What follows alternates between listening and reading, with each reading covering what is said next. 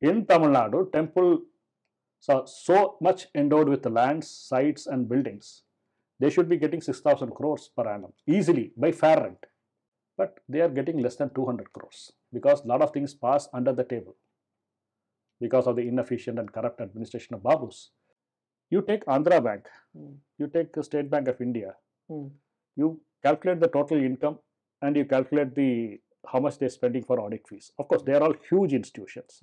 So percentage wise will be very limited. But even if you take mid-sized companies or something like that, you will not find anybody paying 4% of the income as audit fees. The temples were repositories of the community wealth. That is the most important purpose of the temple. So temple has to sustain dharma.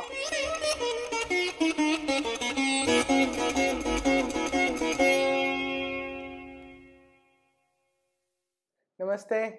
Welcome to another episode of my sit-down interviews with wonderful people, leaders in their own areas who are making a big impact to the cause of nationalism, to the cause of Rashtravad, which I see as different as nationalism, to the furthering of Hindu Dharma. And today with me is Sri T.R. Ramesh.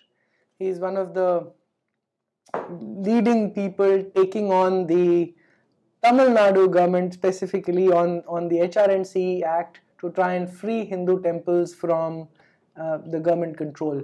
Focus largely is on Tamil Nadu, and he'll talk more about it. But it's also, pan-India movement for freeing Hindu temples. There is a nuance in this, which is based on my recent conversations around not trying to fight HRNC, but actually work with them and perhaps do external audits, and that would be a big battle won for us. So I'm going to touch upon all of these topics, the importance of temples, what was the promise of the state government, the problems of family temples in Tamil Nadu particularly, or actually anywhere, in Kerala also, and why people want government to come in, and then the whole issue of audits, external audits of temples. So welcome, Ramesh ji. Namaste. It's been a long association we've had, yes. But we are now meeting after a very long gap of a few years. Yes. We were working closely earlier together, ups and downs in my roller coaster of working with you to try and resolve this problem once and for all. But you were a big help in me furthering cases in the dharmic cause of temples. You are a big help. Yeah. Ramesh ji. Can I start with first maybe just starting out with what, for our audience, what is the importance of temples? Are they places of worship? Are they great architecture? Are they places where Hindus congregate? What are all the contours of temples? Okay, I would love to say it from our Vedas and Upanishads and our Shastras, but I am going to quote Descartes. Okay. Descartes' fundamental statement is, I think, therefore I am. For a Sanatan person, I try to use the word Hindu less and less. I try to use it more and more, thanks to Swami Vijnanananda. Okay. Okay. For a person following Sanatan Dharma, he is because he follows the Dharma, and the Dharma is embodied the maximum in our temple system. You asked a very good, you mentioned a very good point. Is it a place of worship? Yes, it is a place of worship, but it is not just a place of worship. Some other religions have halls of prayer,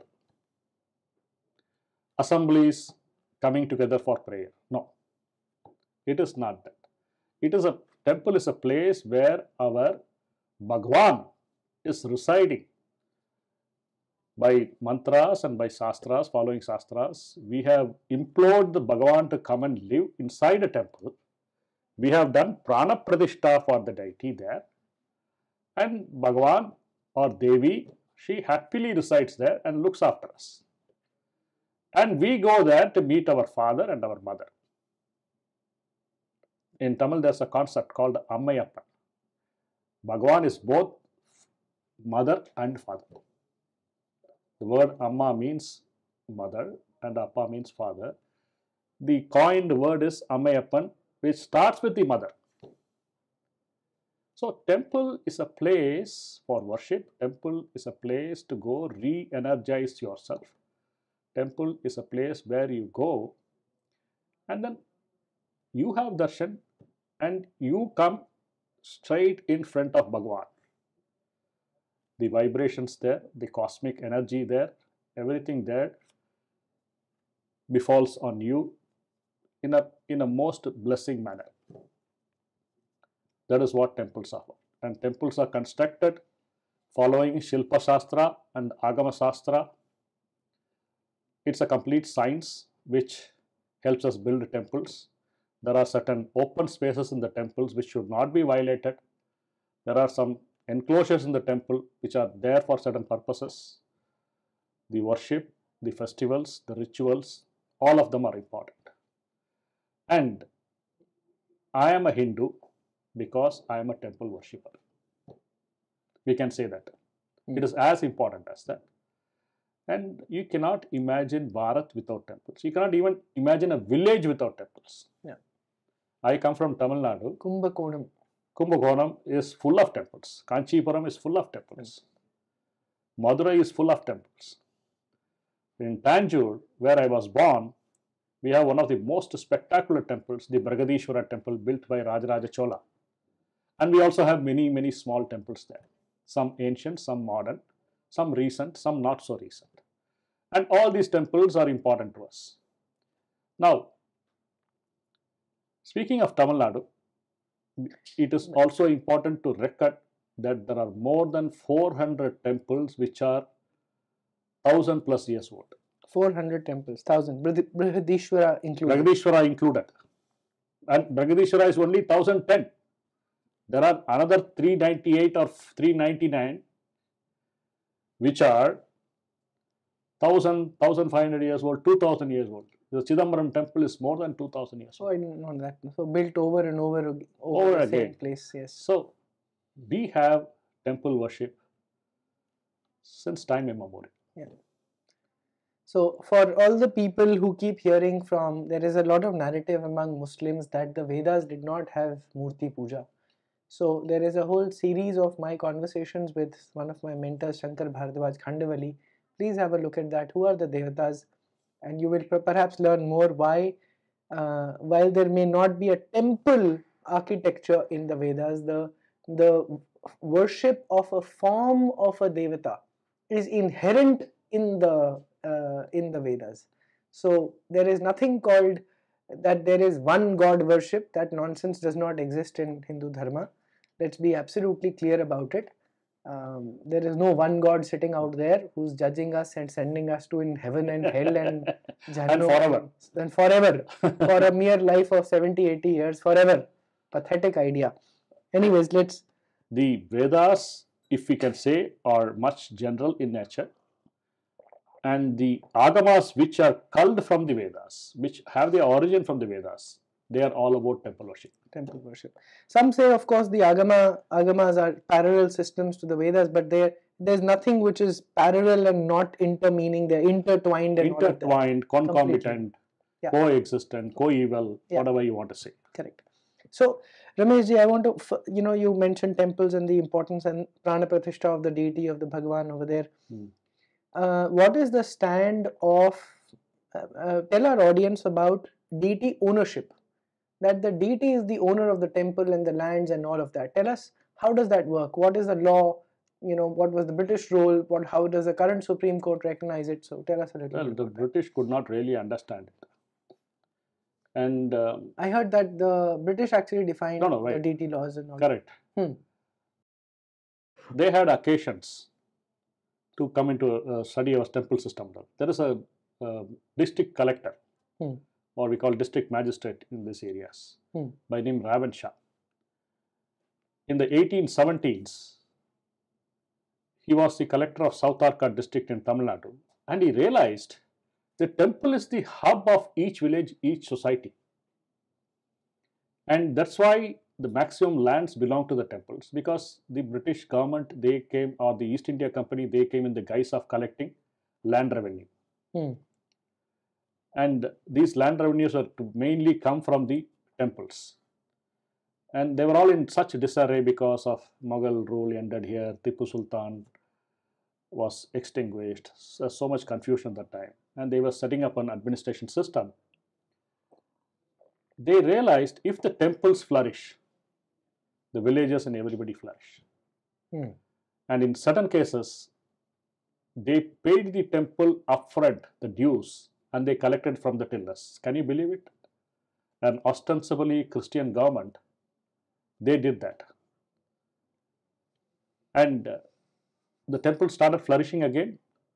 They started ensuring the temples are getting their due income on time, and the income is utilized for the purposes of the temples. They classified the temples into chiller, madhyama, and the big ones. The chiller, they never interfered. Like really small temples. Really small temple, they never interfered. The madhyama temples, they have to ensure that the accounts are presented once a year to the Tahsildar of the region. The big temples, they ensured the income is properly collected. The contingents of temple employees, musicians, pujaris, barbers, washermen, craftsmen, everybody was taken care of. The salaries were all given. So the British were actually running it, or what do you mean by they were not ensuring? running it. So what do you mean by ensuring? They were ensuring that first of all, the temples cannot run without income. Yeah, that is. So they made it to the extent possible the income reaches the temple. And once it reaches people's donations. Income reaches. No. The income from lands. Income from lands reaches. In Tamil Nadu, half the lands belong to temples at that time. Okay. So once the income reaches, it is utilized for the temple purposes. So they were basically ensuring that whoever is renting the temple lands is not fleecing away the money. It's not fleecing away the money. So that was basically the government. It was only part of the income which was being given to the temple. They were ensuring that. And because they did such a good job, the missionaries started objecting the work of the East India Company, their collectors, and the objection went up to the British Parliament. It's so interesting. Never heard this. Is there a document around this? Yes. Everything is documented. Wonderful. Would love to share. 1840s, there was a huge hue and cry, large hue and cry, and the then British government asked the East India Company to keep away from the temples. Even then, in Tamil Nadu at least, these good collectors, these good administrators, they were very careful in handing over the temples. So, like in Tanjore district, which is famous for ancient temples, there were 2 or 3 mutts, famous mutts, with really tapasvis being the Matathapathis there, who are doing wonderful job. So they handed over 10 temples here, 12 temples here, 18 temples there and all that. They distributed the temples. In Madurai they did that. In Tirunelveli they did that. And then only they went out. In 1863, the British came with the Religious Endowments Act, 1863, which said something fantastic, which the independent Indian governments have not said. They said the appointment of trustees of these temples will not be in the hands of any government authority. Okay. So, temple trustees, the Hindus will take care of. Okay, just a little background question. Before the British put this under some sort of law as trustees, I'm assuming there must be some sort of a trust construct at that time. No. See, basically, how was it running before that? Was still trustees. A temple is called a Devasthan. A sthan where the Deva resides. So, Devasthan. Yeah. In Tamil, it's called Devasthanam. In Malayalam, it's called Devaswam. All origins from the same thing. So, from the time of Rajaraja Chola, the Chola period, 1000 years ago, there is something called a Sabha, Urar Sabha, that means Grama Sabha. Okay.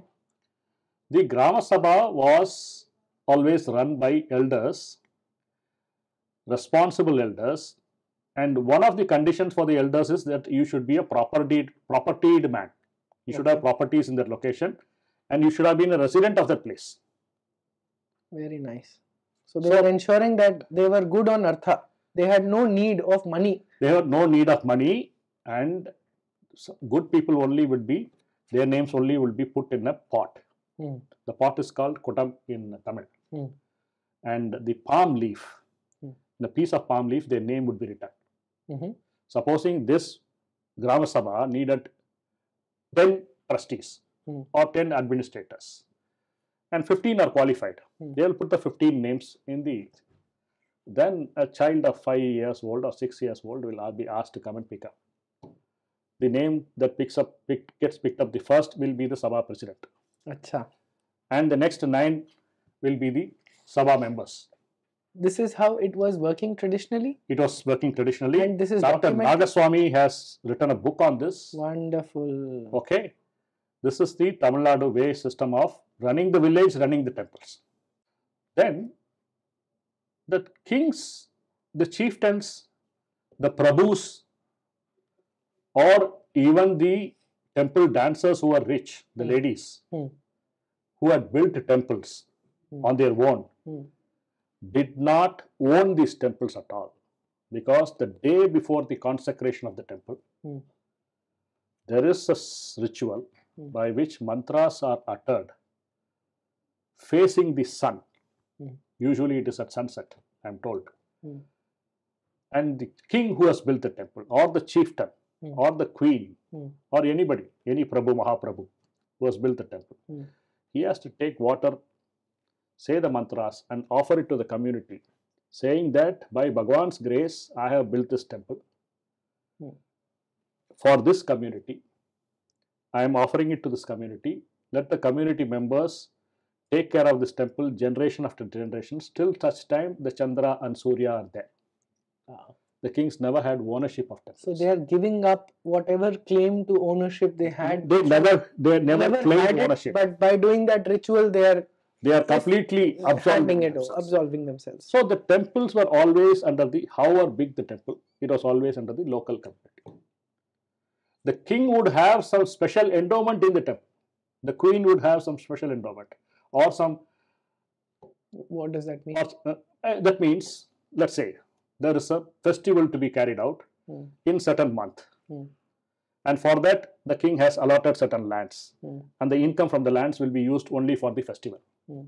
So how will he ensure it? He will have an officer who will ensure that the income is realized and given to the temple for the festival, and the festival is properly conducted. Got it. That way the king's official will be there, but not to run the temple, but only to run the endowment. Yeah. So this is how the system worked. Yeah. And temples had a lot of institutions attached to them. All medium-sized temple or big-sized temple, definitely there will be institutions. To begin with, there will be Goshalas.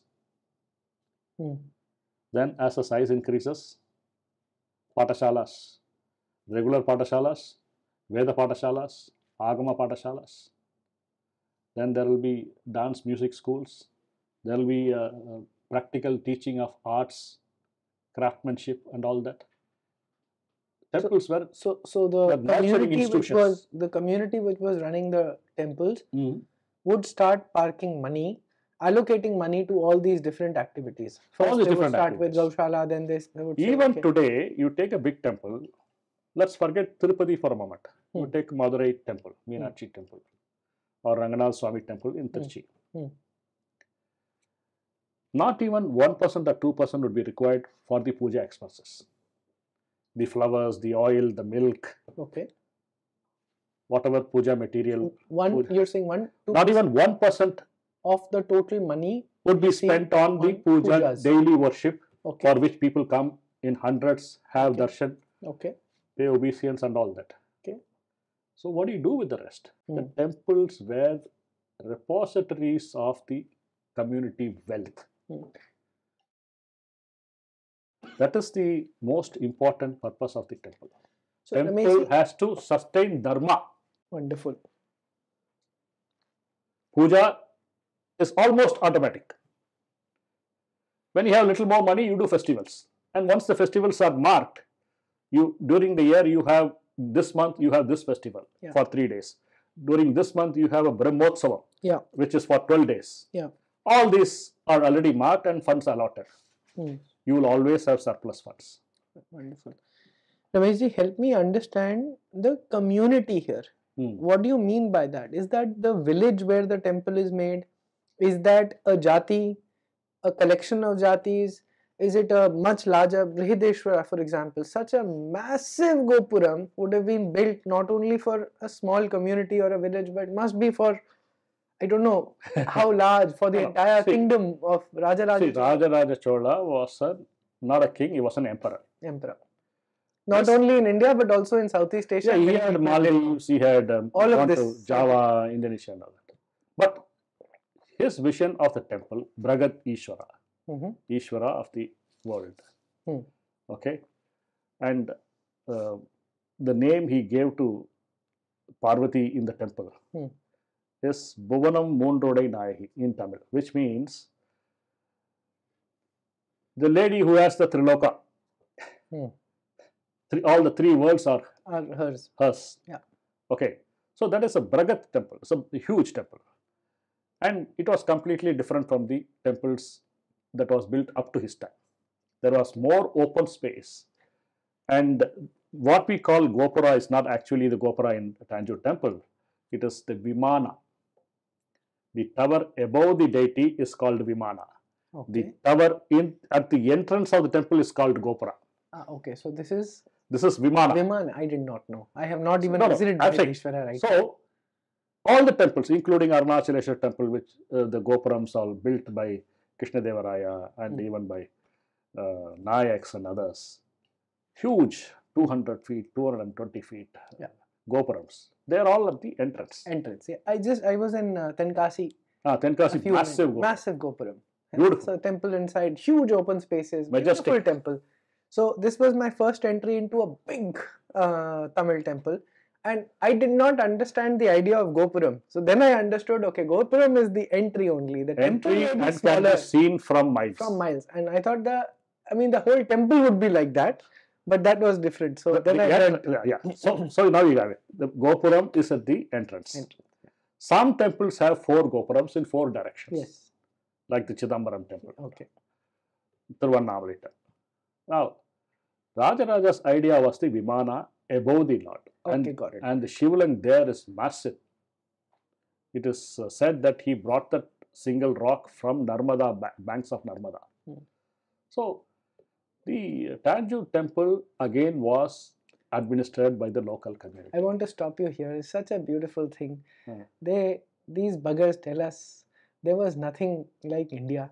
Imagine Rajaraja Chola, who is an emperor of the entire Bay of Bengal, controller of the Indian Ocean, the entire Indian Ocean rim from Singapore to Java, Indonesia, everything under his lordship, is actually going to Narmada, which is probably a different kingdom, under a different political entity, and bringing a massive rock to build a Shivalinga here.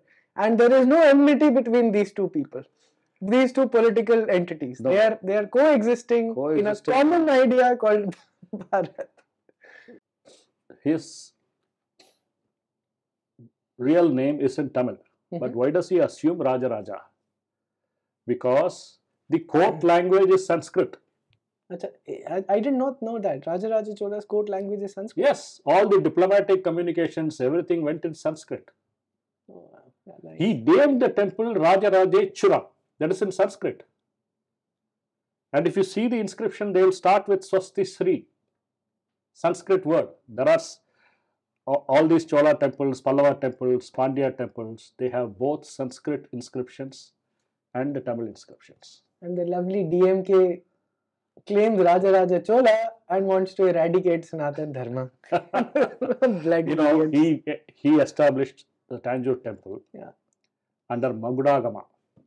And he's also put it in the inscription, I have built this temple in the Saika Padam of Magudagama, which is all Vedic. Sorry, coming back to community, you were saying So the Brihat community temple. is responsible. No. Help me understand, what does community mean here? So Rajaraja Chola made this huge temple. Hmm. Who is the community? Community includes many jatis. Hmm. Okay. We had a system of Kshatriyas protecting the land and the Vaisyas taking care of the commerce and other things, and the tillers providing us with food and all that.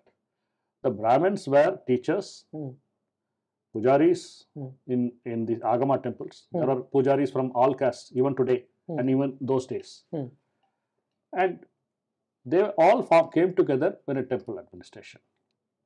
So there have been people of different castes, different jatis, and if their name gets picked up, they will be there. But okay, but I mean, I'm saying that if you can help me understand and absorb a little bit, what is a community? Is it a village community? Village Is it community. a town community? It is like it will be a village community, it will be a town community. See, I will tell you a fine example now, which is happening now. There is a large town called Vellore. Okay, 70 kilometers from Kanchipuram. There is a Jalagandeshwar temple. The temple's inside a fort, beautiful sculptures and all that. But the fort was occupied by invaders for some time, and the temple went out of puja, and the Shivling was kept elsewhere. Giving due credit to Indira Gandhi, during her period, the temple was restored to pujas in spite of the objections made by Archaeological Society of India. okay, The temple is still under the Archaeological Society's maintenance. Okay. Indira Gandhi allowed it, and the locals came together in a big way. They renewed the worship there, like what we are going to do in Ayodhya or what we are going to do in Hampi or whatever. This is a precedent. Yeah, but Ayodhya, for example, is a lot of political nomination. Lot of political nomination, and there's something else I want to say about it, but not now. Yeah, fair enough. But so that is why I'm the trying to Sampradayas should never be alienated in any place of worship of Hindu Sanatan Dharma. The Sampradaya should be followed strictly. Everybody has a role, but the Sampradaya has the main role. Yeah, so see, Ramesh, what I'm trying to understand is the contours of community in the sense of that, suppose I build a new temple, as an example. Who should be the community? I can form a trust. But what if I were to, okay, yes, I'm not a king or nowhere near the caliber of all those greats, but now tell me, if I were to do that offering that I have built a temple for this community, what does that mean? Suppose I make it in... You have built a temple as an individual, you're saying? Yes, and suppose I build it outside Delhi, which is a ambition I have to build a temple. Okay. Now, I don't want to own none of that. Suppose I were to do that ritual and say I offer it to the community. Who is this community? No, you can fix it at the time of consecration. You can fix it how dharmic persons can come together. One is the tacit approval of the government of India. Okay. When Indira Gandhi was Prime Minister. Yeah. Okay, I do not appreciate a lot of things she did, but this I appreciate. Sure. And the Kanchi Shankaracharya gave a huge blessing, and his devotees came together. Everybody came together in reviving this temple. Okay. So Kanchi Shankaracharya got involved. Now, according to his guidance, all the worthy people to begin with in Vellore were made trustees. Very good. And 24 persons are still trustees in that temple. 24 of the original. From the system of forms that is still continued. Okay, got it. And this is not under HRNC. The temple has teachers, has accountants, has doctors, people from all walks of life. As trustees. As trustees, simple people, rickshaw pullers, Dalits. Now called Dalits. Yeah. They were just, yeah, okay. Okay.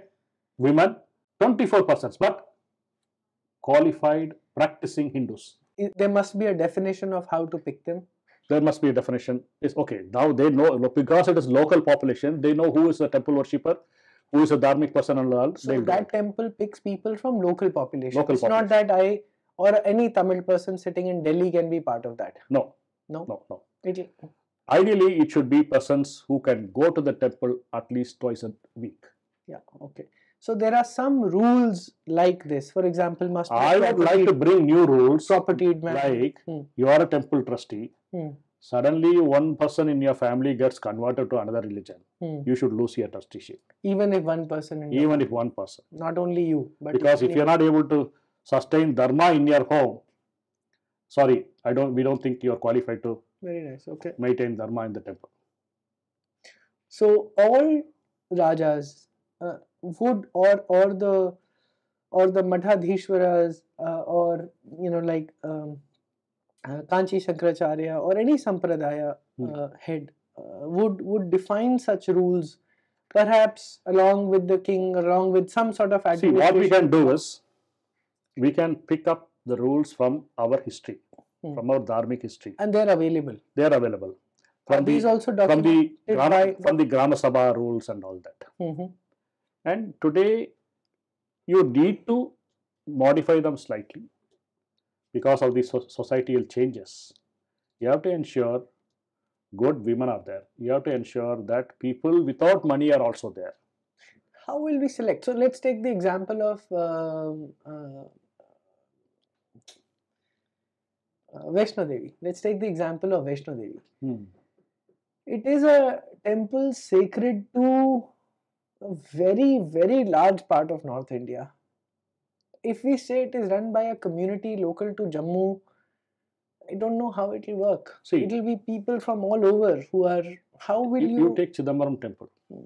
For 20 centuries, it has been administered by the Dikshitas.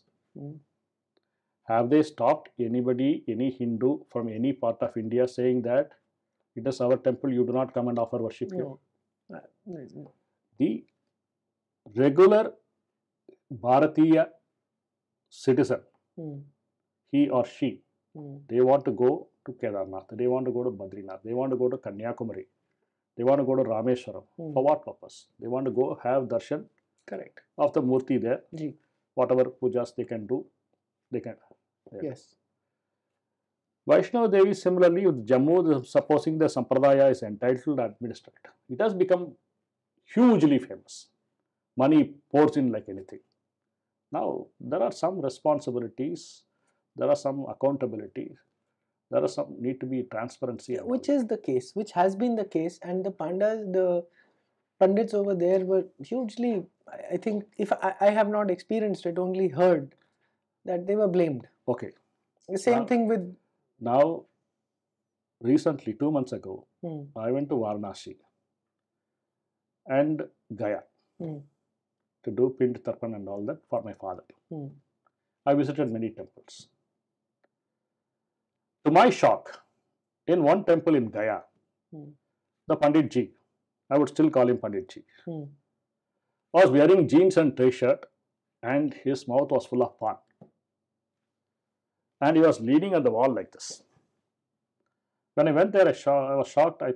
I had an inclination, perhaps he's the Pandit, but he looks like the Pandit. But the way he's sitting there and chewing pan, he may not be. After I was almost like not focusing on the deity. Yeah, in pain, anger, in pain, all of this, absolutely. Frustrated and all that. Then this man says, Dakshindo. The moment I knew he's the Pandit. I asked him, क्या jeans pant पहन के इधर बैठते पान करते हैं क्या है? And coming from Tamil Nadu, we don't see this kind of scenes. Yeah, that's not been my experience. And if you go to Kerala, they are so strict. Yeah, they are so strict. Yeah. For them, the acharam or the Shuddh practice is very, very important.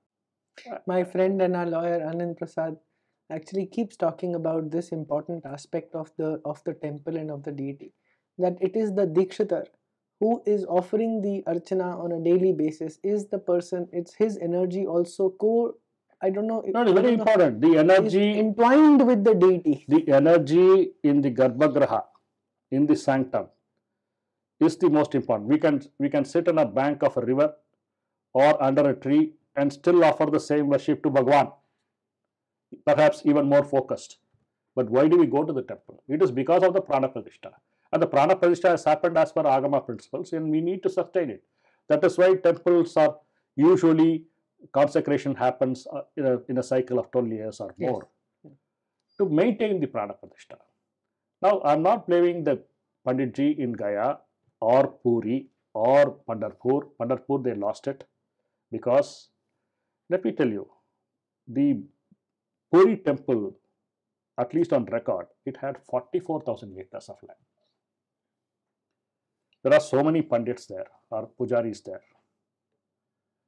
If the land is endowed for their maintenance, let's take the Pandas of Puri. A lot of complaints keep coming there, saying that if you go there, they say something and then say they demand so much money and all that. And if they don't pay that money, you are either abused or they take the money forcibly or something. Similar case in Pandharpur or some other temples and all that. Now, there are two angles to it. What they're doing is wrong, definitely wrong. They know no other avocation. They have only the temple as their profession, as everything. Now, a Panda or a Pujari in a temple has to have a particular kind of a training, which will not only equip him to do the puja, it will also make him a person worthy to be next to the deity. Who will offer that training? Now, that training is sadly lacking because I'm involved so much in temples. Who will ensure that there is compliance to the training offered? It's going to be a big effort. That we don't need to beat around the bush or hide the truth when it is out in the open. Okay. Now we should not take away from this because somebody tomorrow is going to come. They're not going to come for the love of the deity. They're going to come for either getting a job or getting money. Now, first of all these pujaris should be given a certain amount of Vedic education. I have always seen a difference in the Dikshitas who have completed their Vedic education and the Dikshitas who know only Puja Paddhati. They know a few puja mantras. There's a vast difference. Very nice. A person who has undergone 7 years or 8 years of Vedic training under a guru and has learned the Vedas, mastered the Vedas, their behavior is far different from a person who is lacking in all this. So we need to give them proper training and proper Vedic education, value education, Shastra education. In the same Gaya, for doing Tarpan, and after the Tarpan, we were feeding some students from the Veda Padashala. Some 12 or 14 or 16 boys came of different ages, from the age of 10 to 18, 20. I could not believe how well they behaved, the maturity they had, and the outlook they had. It is the education, Vedic education, the Shastra education which makes the difference. This is seriously lacking in most of the Pandas, most of the Pujaris. And they cannot have this because their first requirement of food, shelter and clothing is only by the little income they grab at the temples. Yeah. And for more than a generation, they've been taught to grab. You have to get those 44,000 acres back and ensure it is not only for the temple, but for all those people who serve the temple, including the pujaris, including the musicians, including the drummer, including the barber, including the person who does the washerman services. We have assumed that they must live in poverty. Yeah, they must live in poverty. And even then judge them that. And we will keep blaming. I'm not defending them for their behavior. Their behavior is wrong. Yeah, you've clarified. But look at how they've been treated, how they've been denied their proper income, their due income. Yeah, for 100 years, generation after generation. Yeah. And this Puri Jagannath temple is one place where the atrocities continue to happen. I have never seen wider roads in India than the Puri road, where the Jagannath chariot happened. Still, they have demolished 800-year-old mutts. Beginning with the library of the mutt, they had demolished there. The government in power. Calling such mutts as encroachers. How can a mutt that has been there for 800 years be an encroacher? All sort of atrocities happen to the majority population in this country, section by section.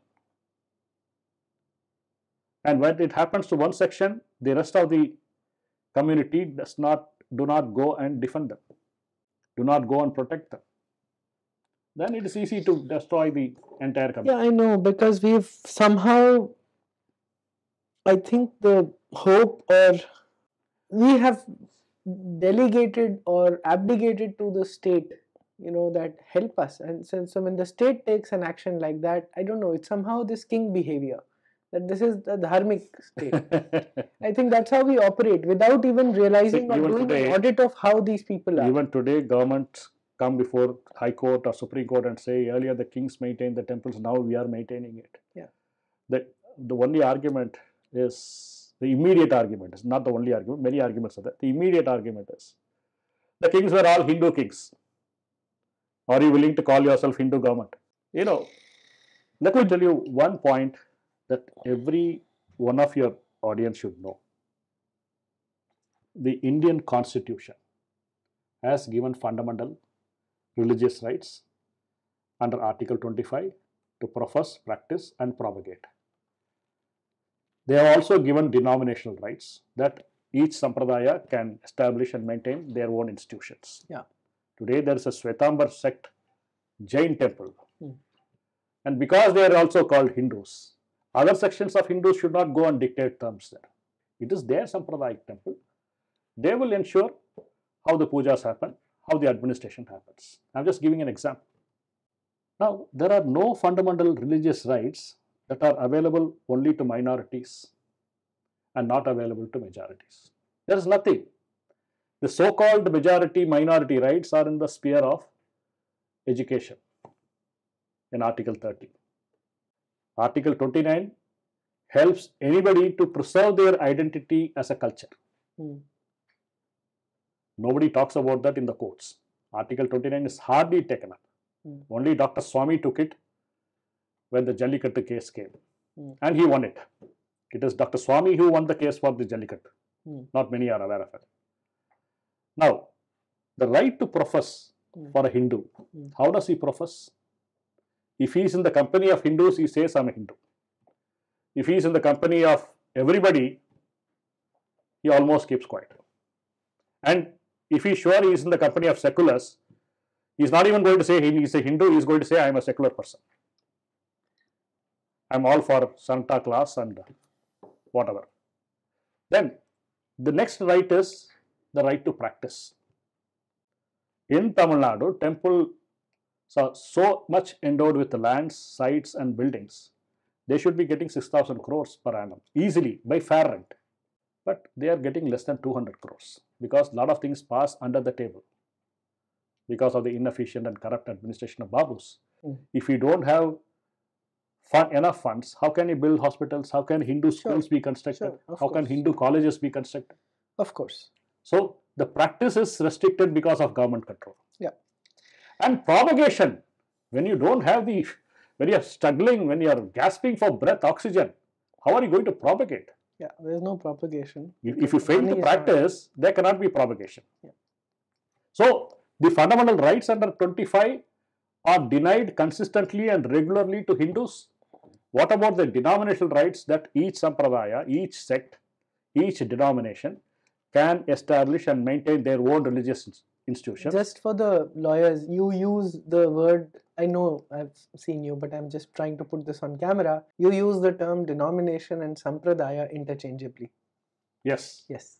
Some of us who are fighting to bring or defend the tradition in Sabarimala were shocked to see the constitutional bench calling the Sabarimala temple a unique temple, almost a cult, if you can use that word, a unique practice. Only in Sabarimala, you would see the temple is open only a few days in a month. Okay? It is called the Kavu temple, it means forest temple. Ayyappa is there doing penance, he is not supposed to be disturbed. He has given permission to open the temple a few days in a month, do pujas.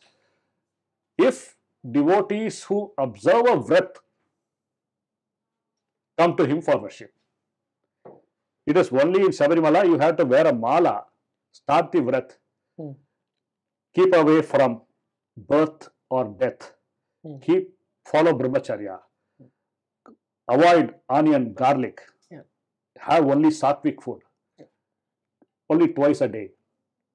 You do it for a mandala, which is 40 days or 48 days. Then you go there. Unique practice, unique paddhati, unique system. They are no different from other Hindus. That's what the Supreme Court said. They said they are not a denomination. We got shocked. Then some of us put our heads together and we did research. We found the most obvious truth that has been well hidden right before our eyes. That is, in 1987, the Parliament adopted the Hindi version of the Constitution. The translation was done in 1949 itself. It should have come along with the English Constitution. Probably, I don't know who stopped it. Maybe the great Pandit did it. Somebody stopped it, and it didn't happen till 1987. The term religious denomination occurring in Article 26, the equivalent, every religious denomination has an equivalent in the Hindi version which says Prati Ek Dharmik Sampradaya. Very nice. Ya Kisi Anuban. So this is on law, it's a constitution, it has been adopted. Yeah, but in 1954, Supreme Court in Shirur Math case, it defines denomination, taking the meaning given in a 1898 Oxford Dictionary. Which comes from, I don't know. It comes from a Christian concept. Christian background, because they have this Amish, Protestant, Catholic, Seventh-day Adventist, Pentecostal.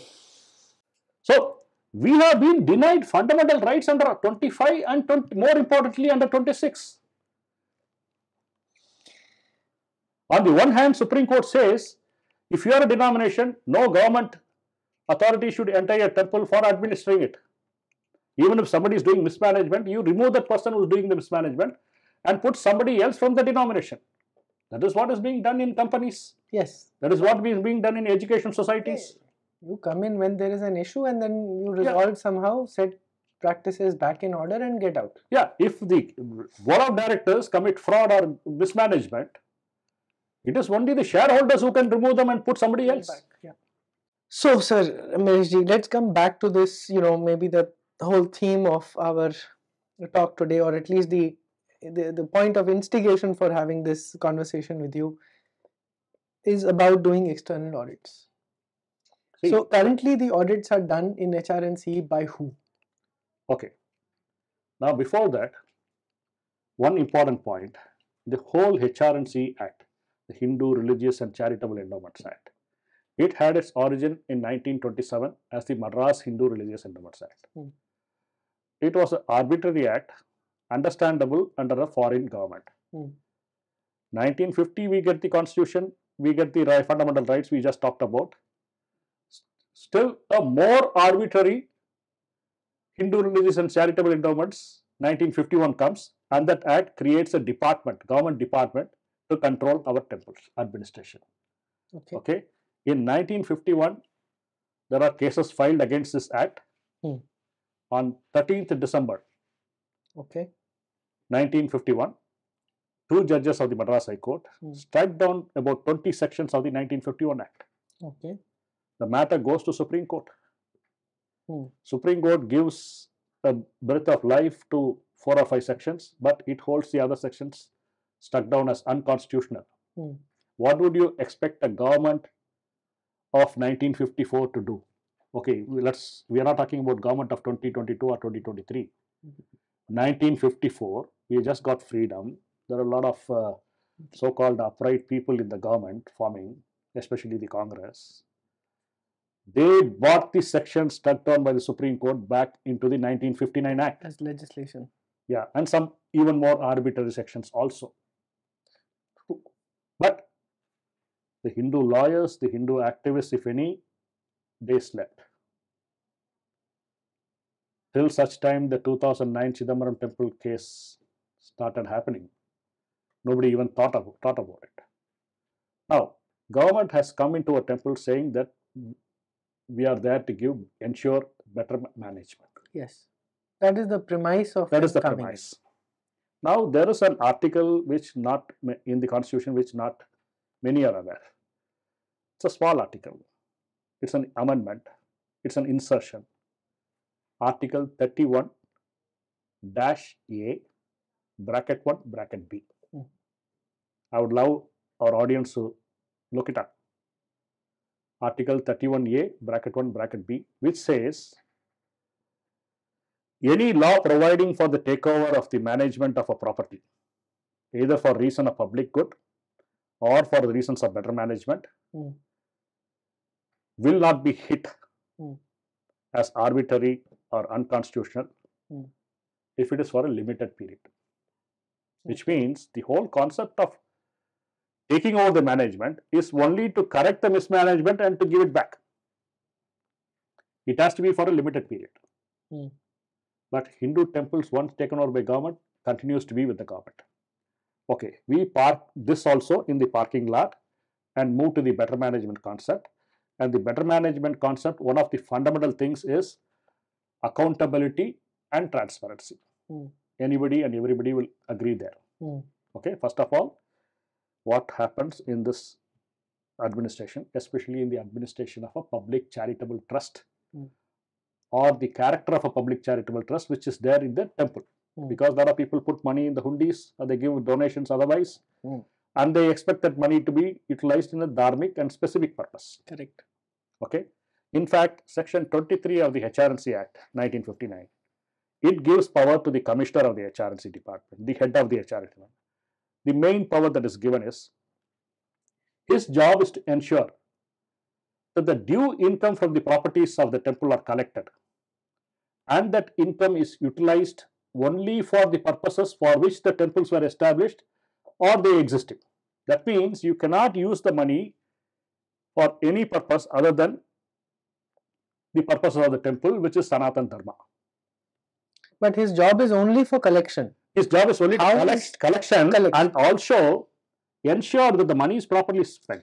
So he has to sit at a distance. Two aspects. So the money is also properly spent. Yeah. Okay. Okay. For promotion of the temple purpose. Temple purpose. Okay. The temple is, supposing Rajaraja Chola, why did he establish the temple? He established temple for Shiva worship. Yeah. So anything connected with Shiva worship,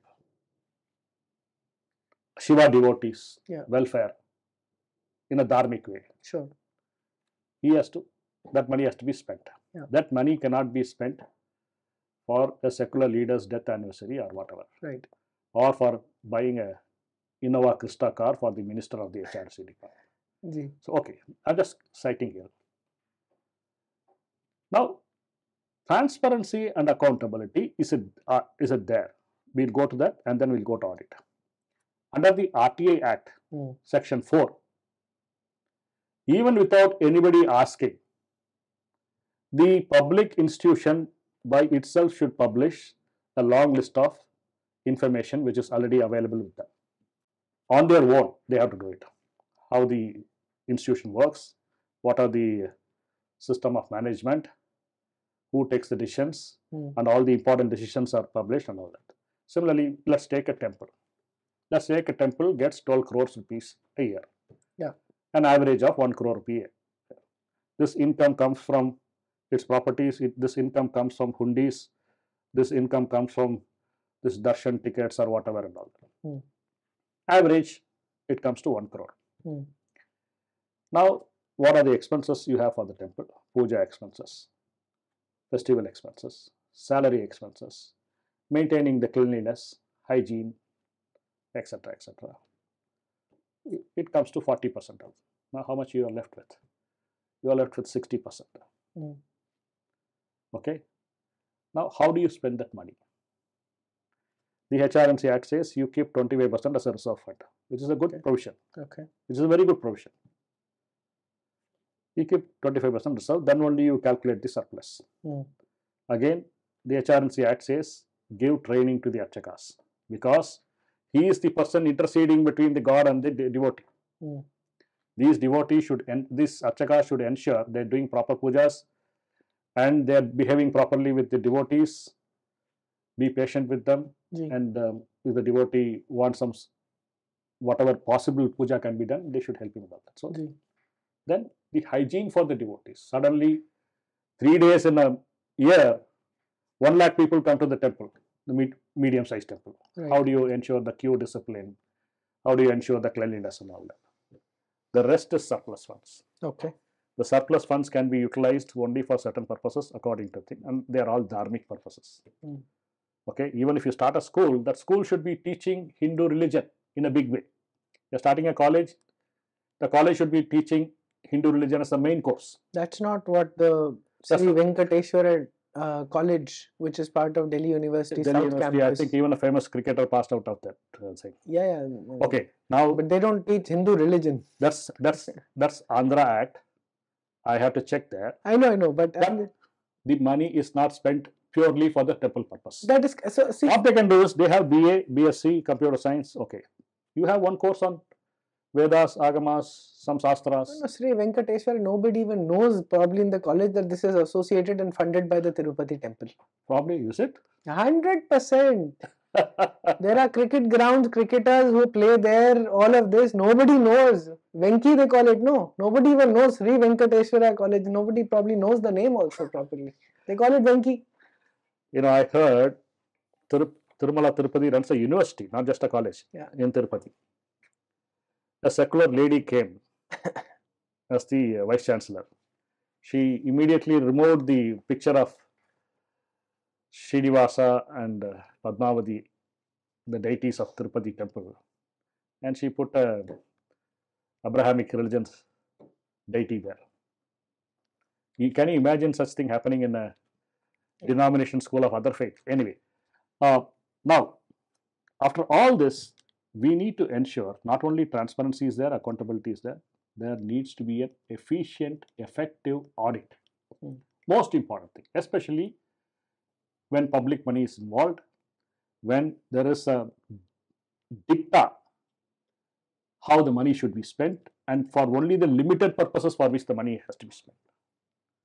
Now, if you and I earn some substantial money, we go and spend something. One point before you go to the audit even more, you had said RTI section 4 talks about public institutions must publish information about its own work, all of that. Yeah, so it should regularly publish. And so are you saying HRNC does not do that? HRNC, you go and check the RTI web page today in Tamil Nadu, the page will not work. Okay. And it has not been working for years. So it's clear violation of law. Of the statute of the day. Wonderful. Now, HRNC takes 12% as administration fee in Tamil Nadu, 4% as audit fee. Andhra, the total is 21.5%. You put 100 rupees in Hundi in Kalasti temple, 21 rupees 50 paise will go to the government. Not many are aware of that. In Karnataka, it is 10%. So things differ, but the loot continues.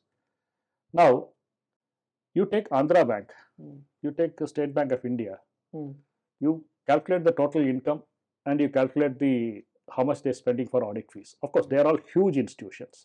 So percentage-wise, it will be very limited. But even if you take mid-sized companies or something like that, you will not find anybody paying 4% of the income as audit fees. Supposing I am the auditor for the Reliance Group or the Adani Group. I am 4% of the entire revenue of Adani Group. Adani Group, I do audit for only 1 year. Yeah. My 4 generations taken care of. Yeah. And hey, you are the government and you have come for saying that I am ensuring thing. Now, section 87 of the HRNC Act says for those temples having more than 1,000 rupees income, you have to do external audit. Okay. Point number 1. Point number 2. For those temples, how much rupees?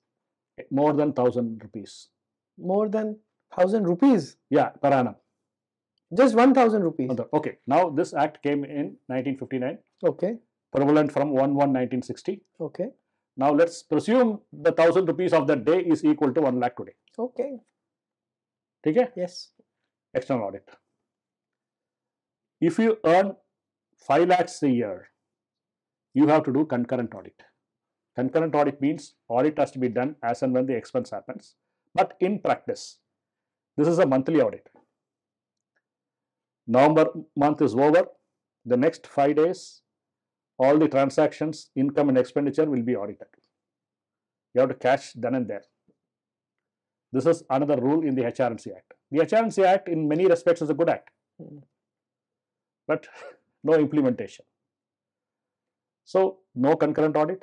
Now, why are you taking 4% if you are not doing external audit, if you are not taking some? The third point is 1976, the DMK government is dismissed by Indira Gandhi on 31st January 1976. The HRNC department is so powerful and so devious. During the governor's rule, they pass a government order which says hereafter the audit of these temples will be done by an independent audit wing functioning under the commissioner of the HRNC department. Okay. How can the audit wing be independent if it is going to be answerable of the person whom they are going to audit? They are going to audit the commissioner's performance, but they report to him. 1976. And the HRNC Act says any modification of rule has to be put before the assembly and approval secured for such modification in the Act. Now they have changed this rule of our independent audit wing to HRNC and all that. They should have put before the assembly, but that was governor's rule in 1976. So as soon as the next government formed, they should have placed it before the assembly and got approval. They didn't do it. So this is an illegal rule that was going on for many years. Still going on? Now I'll tell you what happened. In 2020, I filed a case before public interest litigation before Honorable Madras High Court. I said, this is what the Act says about external audit. They are not doing external audit. This is what the Act says about concurrent audit. They are not doing it. And the transfer of the audit to a department in the HRNC itself is illegal for the reason stated. Right. No approval from the assembly. It's a fraud of the Act. Notice was issued. After that, no hearing. But what the government did is, they moved this audit wing to come under the finance department. So they are now saying that it's instead of the HRNC department, it has gone to the which falls under what? Ministry of Culture or something? No. Finance Ministry is there. No. HRNC is also under Finance Ministry. No. HRNC is an independent ministry. Independent ministry. Okay, sorry, I did not. Okay. Now the audit wing, the same team. Got it. Absolutely. The same practices. Move this under Finance Ministry. Finance department. Right. That is the saying, the old wine in new bottle. Yeah. They have done that, and they're saying we are now made it external. Totally separate. Yes, external. But this audit wing does not even have a single chartered accountant. They must totally be in cahoots with each other, all government and all. Absolutely. So external audit is a farce, totally. No, they take 4%. Yeah. They take 90 crores plus. From Tamil Nadu, Tamil Nadu temples, yeah. Not a single chartered accountant employed. More than that, they don't even have an audit manual. How the audit is done? It is done on the based on the surplus of the commissioner, some directions on the commissioner. Very convenient, na? Okay. After all this, there are a lot of deficiencies in the audit. There are a lot of schemes of administration framed by courts saying that this temple has to be administered in this manner. This how this property should be administered. Now that the auditors will not look into the scheme at all. Number one. Number two, if any money is taken by the HRNC officials from the temple for their department expenses, like commissioner office meeting, they have taken money from here, they have bought a car and given it to the minister or to the commissioner, the auditors will not make any observations. There are a lot of deficiencies, but still there are some good auditors there, God-fearing, somewhat efficient, and they have recorded each year a lot of objections, especially the non-collection of rent from the lands, etc. The wastage of funds they have recorded. And these audit objections are to be resolved within 6 months. And right now, what is the state? Okay, now let me tell you the number of audit objections regarding temple administration in Tamil Nadu that are pending as of February 2023, because I have data only till that date. Number of audit objections. For over many years. Over many years. And I will tell you from which year also. Take a guess how many audit objections are there. 1.8 million audit objections. 18 lakh. 18 lakhs. 18 lakh audit objections unresolved. And you know from when it is pending? It is pending from 1986.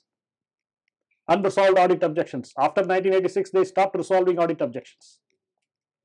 They will do audit. Who makes these audit objections? The internal auditors. Under the finance ministry, whoever is under the finance ministry is now. Okay, correct. That From 1976, it was under the HRNC department. Yeah. Let me give you 2-3 examples of audit objections. Tiruchendur Subramania Swamy Temple.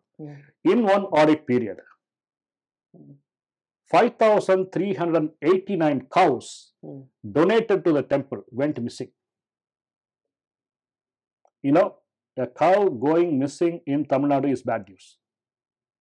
It will not end up in somebody else's house. It will end up in somebody else's kitchen. Yes. It will go in Kerala. Kerala and get slaughtered. Yeah. Terrible. 5,389 cows, and that was also during DMK period, went missing. The auditors have recorded this. Very disheartening news, but we have to bring this out in the open. You know, nobody donates a patla cow to a temple which will be of no use to the temple. They will be donating a proper cow with milk yielding capabilities and all that. Yeah. And one of the observations of the same audit report is the trustees appointed by the DMK government. They were in power at the time. The trustees of the temple have selected 25 cows and taken for their use. The auditors have mentioned that. And they have said the cows were written off saying they were donated to Goshalas. When we went there, in the addresses, there were no Goshalas at all. So this is these are many cases like this available with you, documented, or how does one find out? Just go to audit objections and this is public information? No, it is not public information. I'll come to that also. 2008, the then commissioner writes to all his subordinates saying that as soon as an audit report is available, is issued by the audit team to the temple, it should be published in the website in downloadable PDF format. Okay. Not till date, it's not happened. 2008. I issued notice. I have filed a party in person case on this before Madras High Court. The party in person in Madras High Court, they have to attend an interview every time they file a case. The court will check, okay, this man has done a proper thing and he is capable of properly presenting in the court, even though it doesn't matter if you have already argued 10 cases. Yeah. They will call you each time. My interview is pending. So before this winter vacation, this case will come. Downloadable PDF format is not happening for about 14 years. Okay. Now, the most gruesome thing is, because so many audit objections got accumulated, HRNC found a way of solving this, solving within brackets. They invented a system called joint sitting, where the executive officers and their own auditors of the department will sit together and say, okay, we'll drop this audit objection. We'll drop this audit objection. Wonderful. We'll keep this. We'll drop this. And supposing there is an audit objection in, let's say, in 2009, and it is continuing in 2010, and again it's like, say, a particular register of the temple has to be maintained. They have not maintained it. 2009, the auditor will record the register is not maintained. 2010, the auditor will record the register is still not maintained. 2011 also will maintain that. When it happens for some 5-6 years, in the joint sitting, they will say, the same thing is coming in the previous years. Since this is here, we'll keep the last and drop the other ones. Thousands of crores have not been accounted. I will tell you the immediate impact of it. I am an executive officer in a temple. I will know for sure if I loot this temple properties brazenly in front of everybody, the maximum damage that could happen is it will find a place in audit report. But that audit report, nothing will happen on that. I will get increment. I will get promotions. I will ultimately retire. Nothing will happen. If you have audit objections from 1986, the persons against whom the audit objections were made, many of them have retired. Yeah. Many of them have met with their natural death also. Yeah. So, I have filed this case. I will now push the Honorable High Court for an early hearing This is for external audit. external audit. What does this mean? Give us a What does color this mean? to this. The most simple and the most compelling reason, HRNC Act notwithstanding, we have the Income Tax Act, Yes. 1961 in India. Everybody is subject to that act. Yes. The Income Tax Act under section 288, explanation under that section, says if a trust has an income of more than 2 lakh rupees, it has to be audited by a chartered accountant in a particular format. Okay. Now, Why doesn't the same take thing Madurai apply Temple, take Palani Temple, take Tiruchendur Temple, take Kapalishwar Temple in Chennai. What 2 lakhs? They are getting 2 crores, 20 crores, 200 crores. So why can't the same thing apply? The same thing should apply here? Should apply. Absolutely the same Income tax should lift the commissioner and put him in the dock for not following it. This should apply. So I have mentioned that in my external audit. I will make a compelling case out of it through arguments. And soon we will have a good result, I'm sure. Because no court can say, no, you need not follow Income Tax Act. You have a 12-year registration. So the Income Tax Act supersedes the HRNC Act. I don't know how it works. It completely supersedes. So this must apply in this place. It will not supersede the other provisions. As far as audit is concerned, the Income Tax Act, number one, it's a central act. Yes. Number two, it's passed as a financial act and all that. It will completely supersede. And what is their problem? What is their problem? Connivance, money loot, looting our temples. There are so many deficiencies already in the system. You know, they don't have double entry bookkeeping system. 21st century HRNC department. How do you know this? RTI. RTI and their practice. If they take money when a deposit matures, it is treated as an income. It is a capital receipt, Baba. And if they put a deposit in the bank, it is treated as an expense. The problem with single entry is you will never know the actual income and the actual expense of the temple in a precise manner. More importantly, you will never have a balance sheet. So there is so much to be done. And depressing. The next case I am going to file regarding audit is this joint sitting has to go. They passed on GO. I will challenge the GO, even though the GO is dated. I got to know about it. I have issued notice. I am going to challenge this joint sitting. Third case is I am going to file a case because this already happened in Kerala, and the Kerala High Court said only double entry bookkeeping should be followed. Oh. So I have a precedent there. I can cite it as a precedent. So I will move another case for this. My request to many of the audience who are mostly dharmic people and are interested in temples, they should do something in their states. People living out of Tamil Nadu, or even if living in Tamil Nadu, they should. People have not come forward. There are only a couple of names, 2-3 names of people who are fighting. You're primarily one of the leading ones.